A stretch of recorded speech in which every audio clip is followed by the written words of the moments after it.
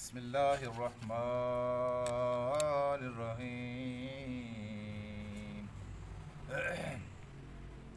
ولا تقربوا مال اليتيم ولا تقربوا مال اليتيم إلا بالتي هي أحسن حتى يبلغ أشده وأوفوا بالعهد إن العهد كان مسؤولا. صدق اللہ العلی العظیم. دین اسلام بنیادی طور پر مظلوم طبقات کا دین ہے، غریبوں کا دین ہے، مسکینوں کا دین ہے، یتیموں کا دین ہے. یہ امراء سے لے کر فقراء میں تقسیم کرتا ہے، امیر لوگوں سے لے کر غریب لوگوں کے اندر بانٹتا ہے. اور سب سے بڑھ کر اس نے یتیموں، مسکینوں، غریبوں کی بات کی ہے. اس نے حکم دیا ہے کہ بھوکوں کو کھانا کھلاؤ. اس نے حکم دیا ہے کہ مسکینوں کی ضروریات کو پورا کرو. لیکن مظلوم طبقات میں سب سے زیادہ مظلوم یتیم ہوتا ہے، جو بلوغت سے پہلے اپنے ماں باپ کی نعمت سے محروم ہو جائے. اس کے مال پر ہاتھ صاف کرنا اور اس کے مال کو ہڑپ کرنا اور اس کے اوپر ظلم و زیادتی کرنا سب سے زیادہ آسان کام ہوتا ہے. اور یہ زیادتی بالعموم چچے کر رہے ہوتے ہیں، ماموں کر رہے ہوتے ہیں، کزن کر رہے ہوتے ہیں، رشتہ دار کر رہے ہوتے ہیں.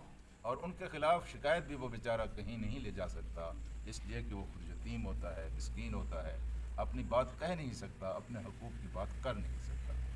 ہم دیکھتے ہیں کہ اس معاملے میں اللہ تبارک و تعالیٰ نے بے شک بھوکوں کو کھانا کھلانے کا بھی آپ نے حکم دیا، آپ نے مسکینوں کی ضروریات کو پورا کرنے کا بھی حکم دیا. لیکن یتیم کے معاملے میں آ کر اللہ تبارک و تعالیٰ کا لہجہ اور قرآن کا انداز بدل جاتا ہے. یہاں اللہ تبارک و تعالیٰ بالکل یعنی یہاں کا ولا تکرمون الیتیم، تم یتیم کی عزت کیوں نہیں کرتے؟ یتیم کو وہ عزت دو، وہ تکریم دو جو آپ کے شہر میں سب سے بڑھ کر عزت والے انسان کے بچوں کی عزت ہے، اتنی عزت یتیم اور مسکین کی ہونی چاہیے. آپ کے شہر میں کوئی ایم پی رہتا ہے، وزیر رہتا ہے، کوئی وزیر اعظم رہتا ہے، جتنی اسے بیٹے کی عزت ہے اسلام چاہتا ہے کہ اتنی عزت اس یتیم اور مسکین کی ہونی چاہیے. خود اللہ تبارک و تعالیٰ کے رسول نے ارشاد فرمایا ہے کہ وہ دسترخوان جس کے اوپر یتیم صرف بیٹھ جائے، اللہ تبارک و تعالیٰ اس دسترخوان میں شیطان کی شرکت کو غیر یقینی بنا دیتا ہے، شیطان کو وہاں سے اٹھا دیتا ہے. پھر آپ نے یہ بات بھی ارشاد فرمائی ہے کہ تمہارے بہت سارے گھر ہیں اور تم تو گھروں کو ناپتے ہو کہ کتنا خوبصورت ہے، اس میں آسائشیں کتنی ہیں، اس میں نعمتیں اور راحتیں کتنی ہیں، لیکن اوپر والے خدا کی نگاہ میں سب سے بہترین گھر وہ ہے جہاں یتیم پل رہے ہوں اور یتیموں کے ساتھ اس نے سلوک ہو رہا. پھر آپ نے یہ بات تو سنی ہوئی ہے کہ اللہ کے رسول نے فرمایا قیامت کے دن میں اور یتیم بالکل اس طرح ہوں گے، یتیم کے پالنے والا جس طرح دو انگلیاں ہیں ان کے درمیان کوئی فاصلہ نہیں ہے، اس طرح میرے اور یتیم کے پالنے والے کے درمیان کوئی فاصلہ نہیں ہوگا، ہم ساتھ ساتھ کھڑے ہوں گے. تو میرے عزیز دوستو، اللہ پاک کہتا ہے کہ ولا تقربوا مال الیتیم، یتیم کے مال کے قریب بھی نہ جاؤ. کبھی آپ کھانا کھا رہے ہوں تو اس کھانے کے اوپر بالعموم مکھی آتی ہے، مکھی قریب بھی آ رہی ہے تو آپ اس کو ہٹا رہے ہوتے ہیں.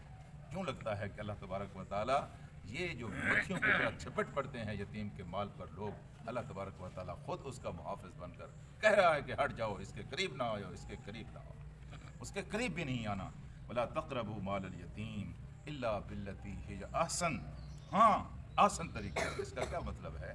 یعنی جب وہ یتیم سن رشد کو پہنچ جائے، جب وہ بالغ عاقل ہو جائے اور اس کو بالعموم اس کی عمر 18 سال رکھی گئی ہے، پہنچ جائے، جب اس کو اپنے فائدہ نقصان کا پتہ چل جائے، اپنے زندگی کے بارے میں بہتر فیصلہ کرنے کی پوزیشن میں آ جائے، تو پھر اس وقت تک آپ نے اس کے ساتھ حسن سلوک کرنا ہے، اچھے طریقے سے اس کے مال یعنی اس کے مال کو جس طرح اپنے مال کی آپ حفاظت کرتے ہو، کسی اچھی جگہ پر لگاتے ہو، کسی انویسٹمنٹ کرتے ہو، اس کی حفاظت کرتے ہو، یتیم کی مال کی اس طرح حفاظت کرو تاکہ وہ بڑھتا رہے، وہ کم نہ ہو.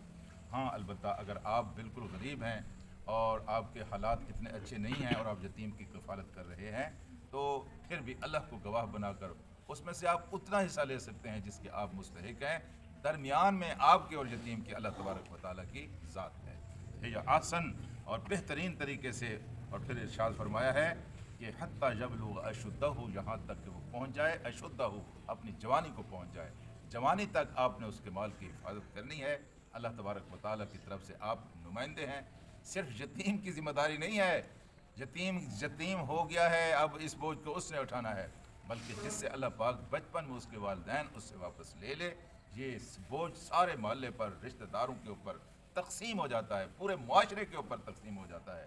اس بوجھ کو سب نے مل جل کر اٹھانا ہے۔ یہ کسی ایک گھر کا مسئلہ نہیں ہے کہ اس گھر کا یتیم، یہ پورے محلے کا مسئلہ ہے۔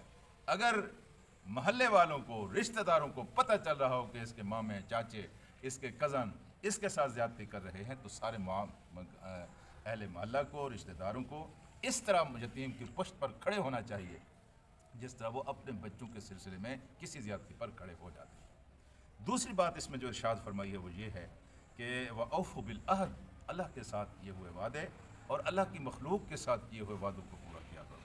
اللہ کے ساتھ تم نے جو وعدے کیے ہیں ان کو پورا کیا کرو۔ ایک وعدہ تم نے یوم الست کو کیا تھا کہ تم اس کے بندے ہو، پھر ایک وعدہ شعوری طور پر کلمہ پڑھ کر تم نے کیا تھا کہ ہم ساری زندگی اللہ کے احکام اور مرضی کے ساتھ گزاریں گے۔ یہ سارے وعدے ہیں۔ دوسرے وعدے مخلوق کے ساتھ ہیں، یہ بھی تمہارے اوپر پورے کرنے لازم ہیں۔ ایک مزدور کو آپ مزدوری پہ رکھتے ہیں، یہ ایک قسم کا معاہدہ ہے۔ شام تک آپ اس سے کام لیتے ہیں اور شام کا وقت ہوتا ہے تو آپ کسی وجہ سے اس کا حق اس کو نہیں دیتے یا اس سے زیادہ اجرت لیتے ہیں یا محنت زیادہ لیتے ہیں، اجرت اس کو کم دیتے ہیں، تو یہ بھی ایک قسم کی معاہدے کی خلاف ورزی ہے۔ اسی طرح حکومت اپنے عوام کے ساتھ ایک معاہدہ کرتی ہے کہ وہ ان کو حقوق دے گی، جیسے تیسے حالات ہوں حکومت کو وہ حقوق دینے چاہیے۔ اس طرح عوام اپنے حکمرانوں کے ساتھ وعدے کرتے ہیں کہ وہ ان کی اطاعت و فرما برداری کریں گے۔ ہر شہری کا فرض ہے کہ حکومت جو قوانین بناتی ہے ان قوانین کی تکمیل کرے۔ حکومتوں کے ساتھ جو معاہدے ہوتے ہیں اس کی بڑی پاسداری کی گئی ہے۔ یہ جو جتنے احکام آ رہے ہیں یہ صرف نواز و نصیحت نہیں ہے، اسلامی حکومت نے اس کے اوپر 100% عمل کر کے دکھایا ہے۔ حضرت امیر معاویہ کے دور میں قیصر روم کے ساتھ معاہدہ ہوا۔ کیا معاہدہ ہوا کہ فلاں تاریخ تک ہم ایک دوسرے کے خلاف جنگ نہیں کریں گے، اور دن گنے گئے یہاں تک کہ جب آخری دن تھا تو جناب امیر معاویہ نے اپنے طور پر یہ سمجھا کہ اب میں نے معاہدے کی پاسداری کر دی ہے، وقت میں مدت معاہدہ ختم ہو گئی ہے، تو انہوں نے اپنی فوجیں قیصر کی طرف بڑھا دیں، اور فوجوں نے، یہ امیر معاویہ کا دور ایک اس لحاظ سے بڑا شاندار دور تھا، 20 سال پر یہ محیط ہے، اور اس دور میں بے شمار فتوحات ہوئی، مسلمانوں نے بڑے علاقے فتح کیے، جس طرف جاتے تھے آگے کوئی رکاوٹ نہیں ہوتی تھی۔ ہم دیکھتے ہیں کہ امیر معاویہ کی فوجیں آگے بڑھی ہیں اور انہوں نے آن کی آن میں بڑا علاقہ فتح کر لیا ہے، اور یہاں تک کہ پیچھے ایک صحابی آیا اور گھوڑے پر دوڑتا ہوا آیا، اور جب وہ امیر معاویہ کے قریب پہنچا تو اس نے کہا وفاء ولا غدرا، وفا کرو، غدر نہ کرو۔ امیر معاویہ نے اس کو کہا کہ آپ کیا کہہ رہے ہیں، میں نے کون سا غدر کیا ہے، میں نے کون سی بے وفائی کی ہے اور وعدے کو توڑا ہے؟ تو انہوں نے کہا کہ آپ کا معاہدہ ہوا تھا جی کہ آپ اتنے مدت تک جنگ نہیں کریں گے، ٹھیک ہے مدت گزر گئی ہے، لیکن اسلام کے اخلاق میں یہ بات شامل ہے کہ آپ اس کو مطلع کرتے کہ جناب آپ کا ہمارا معاہدہ ختم ہو گیا ہے اور اب ہم ایک دوسرے کے خلاف جو بھی جنگ کریں ایک دوسرے کے خلاف کر سکتے ہیں۔ امیر معاویہ رضی اللہ تعالی عنہ نے اس صحابی کے اس مشورے کو قبول کیا، جتنا علاقہ انہوں نے فتح کیا ہوا تھا انہوں نے وہ علاقہ وہاں واپس کر دیا۔ تو میرے عزیز دوستو، حکومتوں اور قوموں کے ساتھ بھی معاہدے ہیں، اور اسلام نے اس کی تکمیل اور تعمیل اور اس کو پورا کرنے کی ہر حال میں تاکید کی ہے۔ فرمایا ان العہد کان مسئولا، یہ صرف ایسی بات نہیں ہے کہ تم منہ سے کہہ ڈالتے ہو اور ہوا میں اڑ جاتی ہے، جی ایسی بات نہیں ہے۔ وعدہ شکنی بالعموم وہاں ہوتی ہے جہاں فریق مخالف جو ہے کمزور ہو۔ اللہ تعالیٰ کہہ رہا ہے کہ تم جس کو کمزور سمجھتے ہو اس کی پشت پر ہم کھڑے ہوئے ہیں۔ اب اگر تم نے اپنے طاقتور ہونے کی بنیاد پر معاہدے کی خلاف ورزی کی ہے تو اس کو کمزور نہ سمجھو، ہم کھڑے ہوئے ہیں۔ ان العہد کان مسئولا، ایک دن ایسا آئے گا جب اس معاہدے کی خلاف ورزی کے بارے میں ہم تم سے پوچھیں گے۔ اللہم صلی علی سیدنا و مولانا